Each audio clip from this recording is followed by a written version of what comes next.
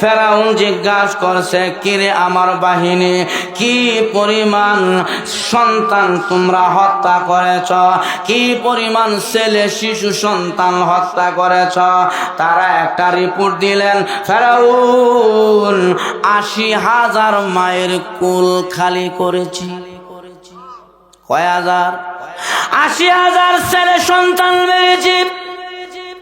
ফেরাউন কয়, দবিরা এখন গণনা কর, আমার দুশমন মুসা মরছে।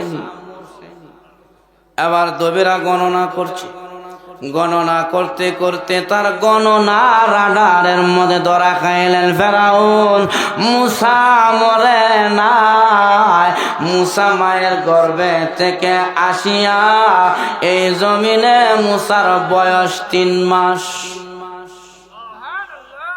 ফেরাউন কয়, কিরে বাহিনী, যার লাগি ৮০,০০০ মায়ের কুল খালি করলে, আমার দুশ্মন ফেরা মুসা মরল না, লাভ? যাও তল্লাশি চালাও,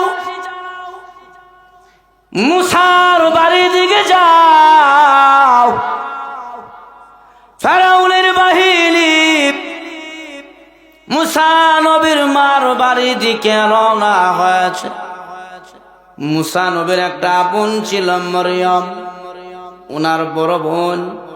রাস্তায় দেখে রে ফেরাউনের বাহিনী বাড়িতে আসতেছে।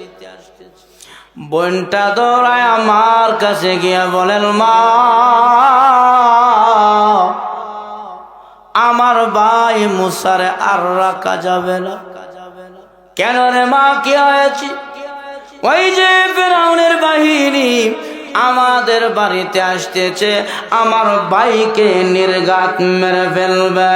ইতিহাসের কিতাবে আছে, তাফসীর ওয়ালারা লিখেছে, মুসা নবীর মা মুসা নবীর কোলে করিয়া রুটি বানাইতেছিলেন, যখন নাকি ফেরাউনের বাহিনী মুসা নবীর বাড়িতে ঢুকলেন।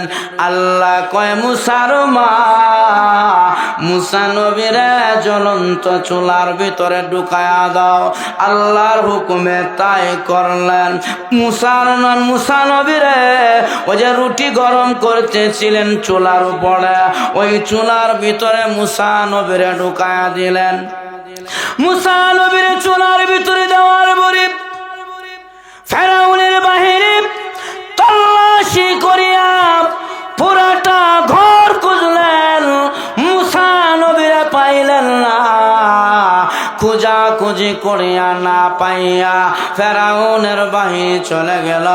এবার মুসার মা উনার মেয়ে মরিয়মকে ডাক দেয়া কয়, মরিয়ম এদিকে আয়, আমার মুসারে জ্বলন্ত আগুনের মধ্যে ঢুকায়া দিছি, মনে হয় পুড়িয়া ছাই হয়ে গেছে, কিছুই নাই।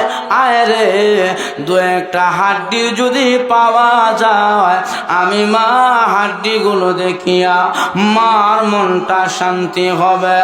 এই বলিয়া ওই জ্বলন্ত আগুনের চুলার কাছে গিয়া দেখে রে, আল্লাহ নবী মুসা মরবে দূরের কথা, নবী মুসা পূর্বে দূরের কথা, আমার আল্লাহ মুসা নবীর শরীরের একটা পশম পর্যন্ত পুরায় না।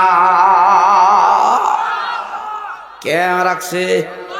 আল্লাহ রাখলে কেউ মারতে পারবে না। এবার মুসা নবী অক্ষত অবস্থা জ্বলন্ত চুলা থেকে মার কুলে আবার এইভাবে যখন নাকি বারবার ফেরাউনের বাহিনী মুসা নবী মায়ের বাড়িতে আসে, আল্লাহ কয়, মুসার মা কতদিন লুকায়া সন্তান রাখবা?